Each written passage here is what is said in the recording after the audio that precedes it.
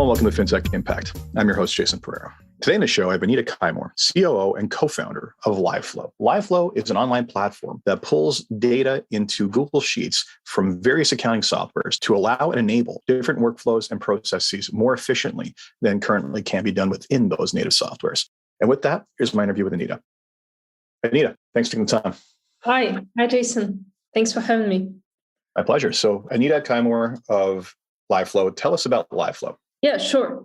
So I'll start with a big picture where we're heading to. So essentially, we're building a fundamental new category of software. I think we sit on the intersection of SaaS, accounting, banking, business analytics, and collaboration. So our goal is just to make a shift towards SaaS with a larger value proposition built around customer needs. So at this point of time, we are riding really big trends. The SMB growth, open banking, raising API connectivity, and bottom-up transparency and collaboration. Just to give you some numbers so that you get a better picture of what we are talking about. So we are operating mainly on the US market, and we know that by 2030, over 20,000 businesses will be started in the US every day. And when we did our research before starting the company, we realized that businesses fail in 82% of cases because of poor cash flow management. So essentially, we decided to build a platform that would just bring clarity to businesses and empower them with real-time data to make better business decisions. So that's the big picture. Well, poor cash flow management, we're going to come back to that because it's a very common topic when I talk to business owners. So before we get there, talk to me about the origin of this company. Like where was the idea? Where did it come from and what led to its creation? Yeah, sure. So personally, I always dreamt about starting my own company. And I was really excited to join a unicorn in the UK, which is called Travelute. Maybe you've heard about it. It's also entering North America. So I really believe that I could learn from the best. So I joined the company as a business developer manager at that time, led the first hire on the business development team of the product that didn't exist back then. And I think we were just starting out. We were $1.7 billion in valuation. Now it's $33 billion bank. So I had the chance to build a team from 0 to 1 and then commercialize the product and define the go-to-market strategy. And I worked with many, many businesses, big and small. And that was the place where I met my future co-founder. He was the head of growth in the Nordics region in Europe. So we brainstormed different ideas together because we were always obsessed about helping small businesses in particular. And we just discovered that, as I mentioned, one of the biggest problems that they were facing is the lack of visibility of cash flow and difficulties with understanding finances. So that's how we decided to test this idea of creating a platform that would just pipe all of the financial data into a single source of truth. And with this idea, we applied to Y Combinator, which is an accelerator in the US that happened in winter 21. We were lucky to join the batch. And since then, been rolling. And we are like 1 year, 3 months old. And it's been a fantastic journey so far.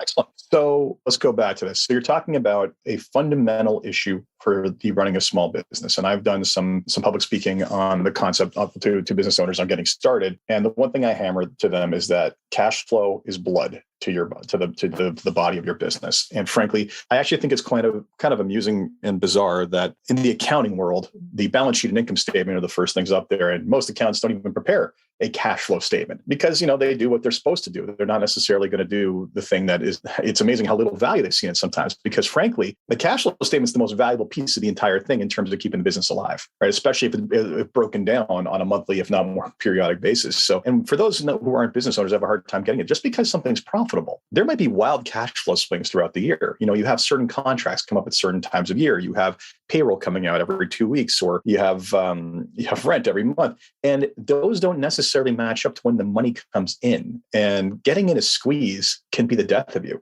So yeah, this is a very real and base level problem. So what was the thing you were seeing with small business owners that made you say, okay, we need to fix this, and this is how we do it? Yeah, that's a good question. So probably one of the things that we're seeing is that they would always just put it somewhere on the back shelf. So when we would do deep research interviews, we would figure out that they would be literally scared talking about it. And they would just focus on some other things rather than talking about cash flow whilst realizing that it was a big problem. So it was we have someone to do it, but it's difficult and stuff. So that was one thing we figured out. Another thing was which was problematic to them is just to hear that it's an endless myriad of spreadsheets that they needed to juggle. And they didn't have any clarity. So typically a business owner would have like multiple spreadsheets, and it's just a nightmare to organize them into a single place. So especially if it's Excel, you would have like version 50 or version something else.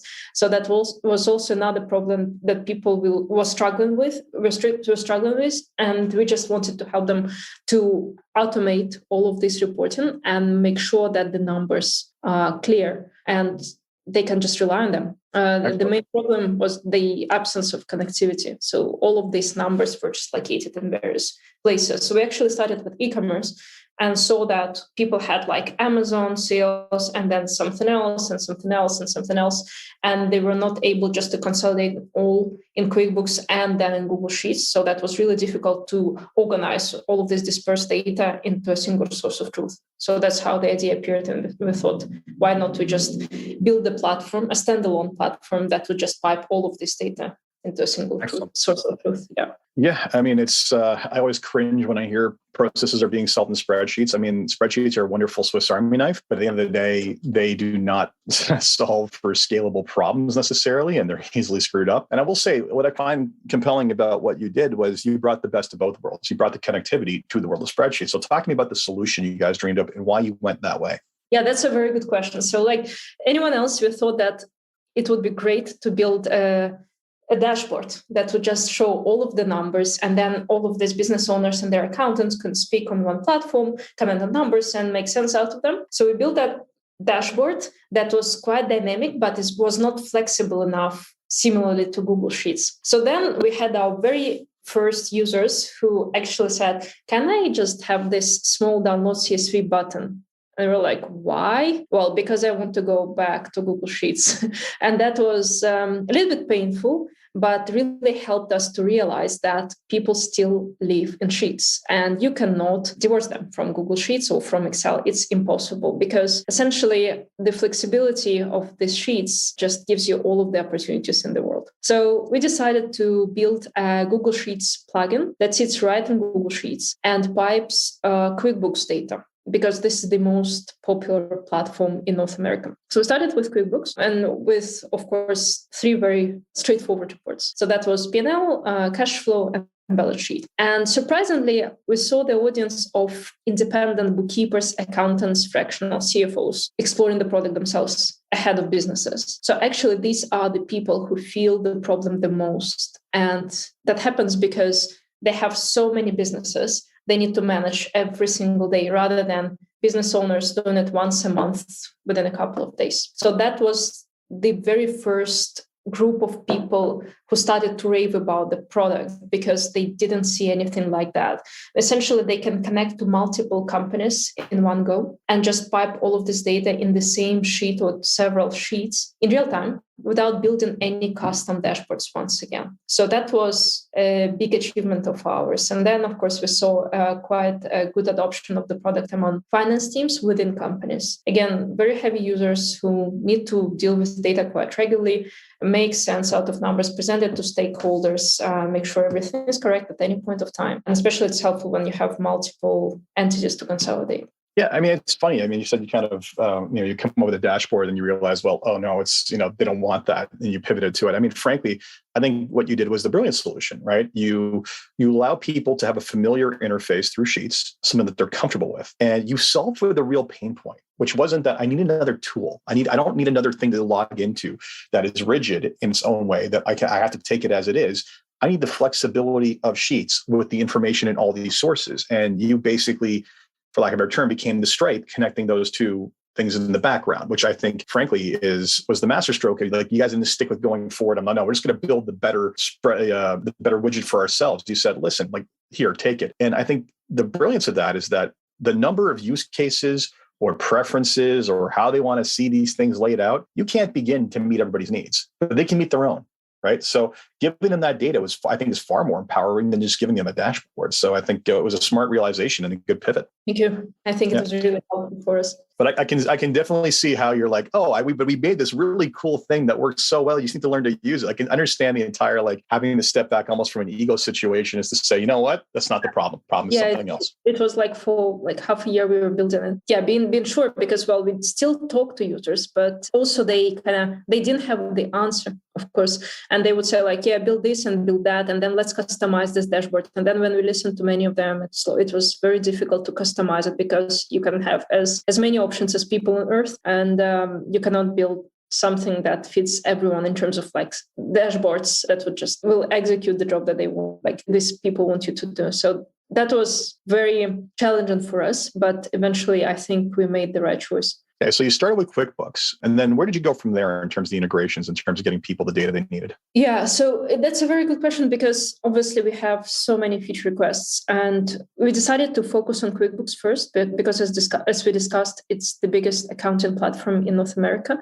and we want to really nail it, so that people feel really happy and confident, and whichever report they want, it will be just sitting there waiting for them. And we can't stop seeing how many requests we receive every single day to build this or that thing, in addition to what is out there. The next big thing that is requested is obviously Xero, a competing platform of QuickBooks, obviously very popular here in Europe and the United Kingdom. So that's something that we will build next. And the third biggest thing that is very much requested is, of course, banking. So banks are not really well synchronized with accounting platforms. And many times accountants, CFOs, and business owners need to collaborate on banking data. And it's very tiresome just to go and switch between all of these banks and log in and log out. You know the drill.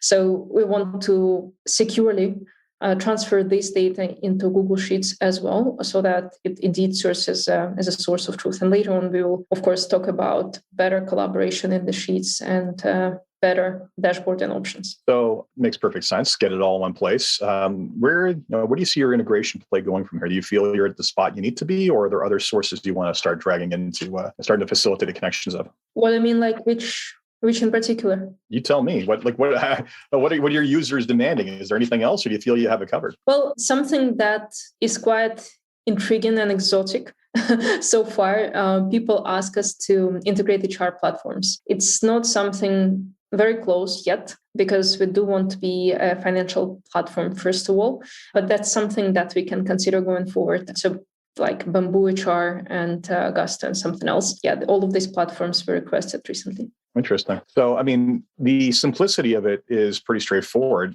Talk to me about the complexity of trying to meet these clients' needs. Like, what were you initially thinking when you started building these integrations that basically ended up, that people started like requesting, that was a surprise to you? Or was it just really that simple? It was just give me these two systems talking to a spreadsheet. Yeah, one of the things that is quite complex to pass via API is budgeting in QuickBooks, for example. And we truly believe that people would build all of their budgets in Google Sheets. So they would just pull actuals with Liveflow into the Sheets and then go forward with the budgets based on those actuals from QBO. But turns out people still use budgeting in QuickBooks and like set it up with their mouse, which is not as convenient as Google Sheets with the keyboard. And they want it to be there, and they cannot really switch to Google Sheets and their budgets overnight. So that's something quite complex to build. It's not your standard report where you have just the values as outputs. It has completely different formatting and stuff. And yeah, we are working on it. It will be there, but people want to pull it, but they cannot do it themselves. That's some of the things that surprised me. So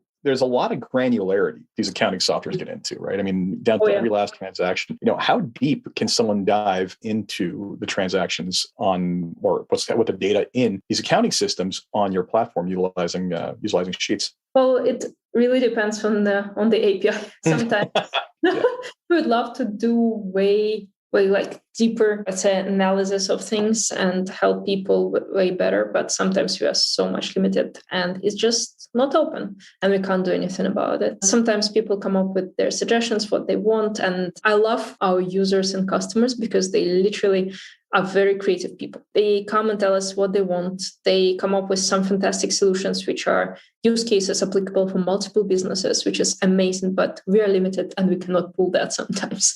That's something that is not kind of the best thing here. And I will say also, one of the things I like that you've designed here is that you've allowed it to update in the background as a background process, as opposed to someone having to hit a button every time or worrying about the data being stale. You have the options of whenever you open the spreadsheet or every hour in the background, it will update, which, I mean, depending on how busy your business is, that could be a little data or that could be a lot of data, right? So that makes a lot of sense. Also, so one of the other questions I have for you, so I see a lot of reports listed that can be pulled in. So have you refined these? Are these the basic default like QuickBooks and Xero reports that come in, or have you kind of refined them in terms of the use of the space and added any kind of special custom reports on top of that? Yeah, that's a good question. So as mentioned, we started with very basic reports, and then we started to collect feedback. So people would come and say, I want AP, AR, agent, I want something else. I remember how the first request came for the trial balance and others. So people will just come and say, I want this, this, and that. And the way it works is that we collect all of the feature requests and basically have points. And the one wins that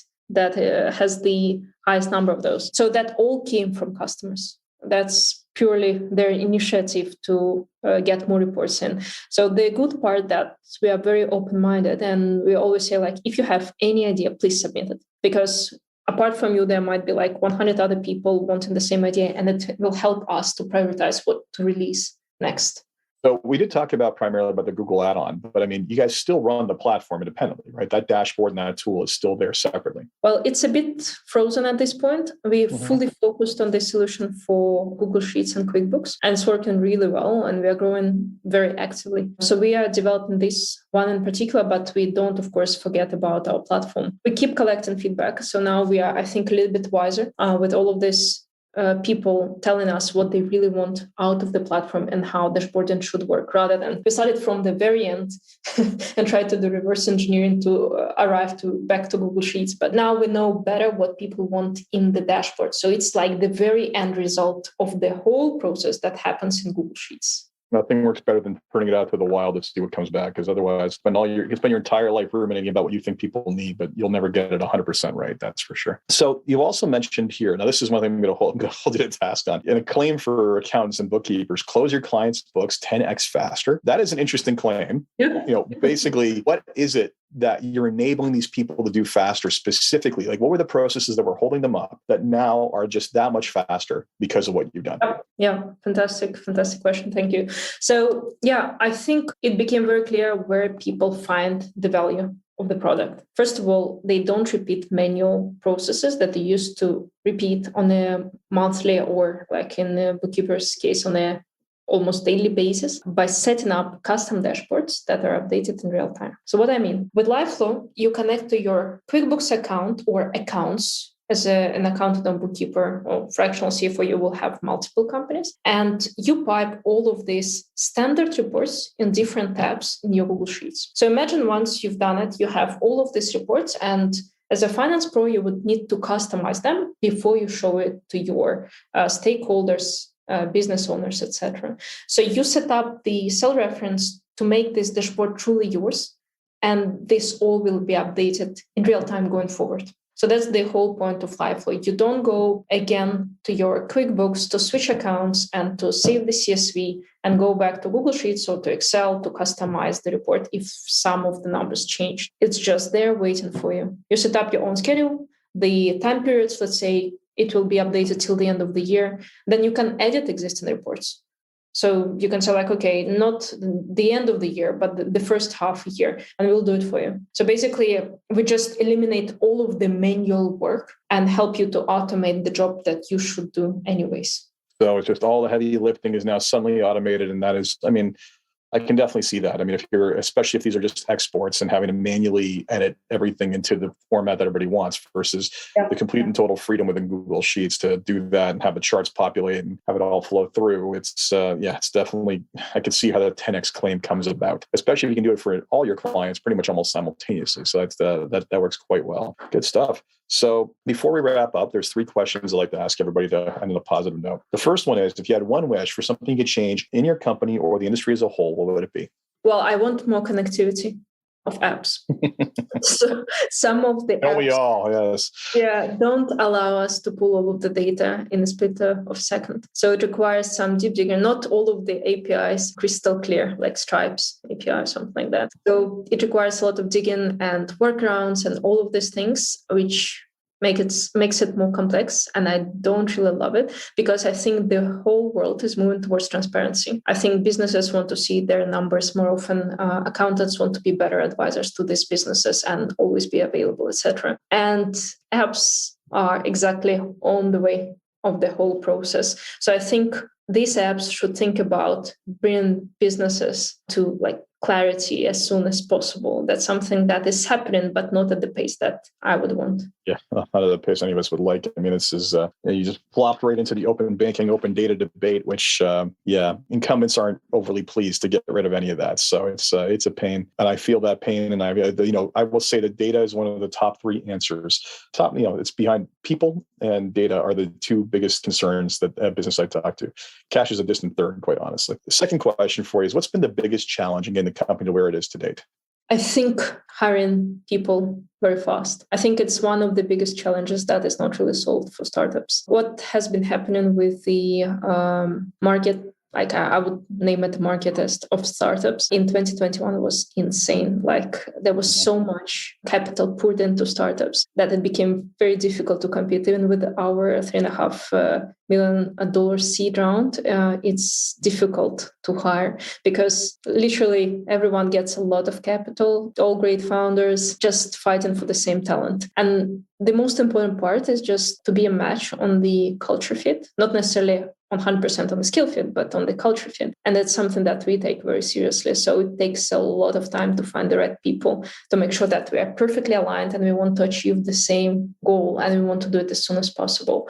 So that's something that's been very hard, but we are doing our best. And if someone wants to consider our roles, please go to careers page of Liveflow. Yeah, very common refrain, finding people. And you're right about, you made a point about the amount of money that got poured in 2021. And I just did a presentation for a bank in the Nordic regions on this. And, they said what are the big trends. I'm like, trend number one, parabolic growth in funding of startups. Oh my God, the VC money that's gone in the last 2 years. I think it was I think it was 78% growth in 2021 over 2020. And it's just staggering. So not surprising that you're having trouble finding talent. So is everybody. Unfortunately, that talent is also becoming much more expensive. So it's this is where I keep saying, these no-code platforms better catch up fast. Otherwise, we're going to run into a real bottleneck in terms of innovation. So, and then the last, and actually in a lot of ways, you're kind of a no-code platform. When you think about it, essentially, you're bringing data, and everybody can quote unquote code in Excel with a little bit of learning some formulas. So it makes a lot of sense. So, last question I have for you is basically, what excites you the most about what it is you're working on and keeps you getting up every morning to fight the good fight that is entrepreneurship and startups? Yeah, I think it's just customer feedback. That's something that drives me insanely every single day. Yesterday, I was talking to a customer who just signed up, and she was so excited about me talking to her on Sunday. And I was like, well, it's not kind of work for me at all. It's not that I push myself to work on Sunday. I really love to talk to people and listen to them and hear them out.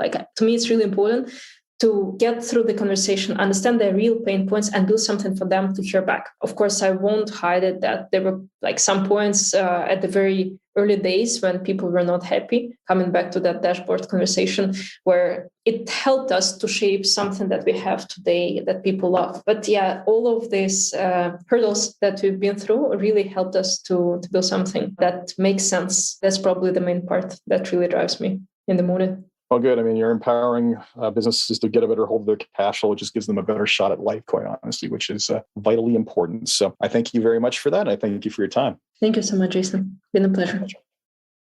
So that was Anita Koimur, co-founder and COO of Liveflow. And if you're a small business, you need to better get your head around what your cash flows look like, or just your accounting reporting. As you know, nothing is quite as flexible as a spreadsheet program, for good and bad, for all the good and bad that brings you. So yes, affordable and powerful solution if you're looking for that. As always, if you enjoyed this podcast, please leave a review on Apple Podcasts, SoundCloud, Stitcher, Spotify, or whatever's your podcast. Until next time, take care.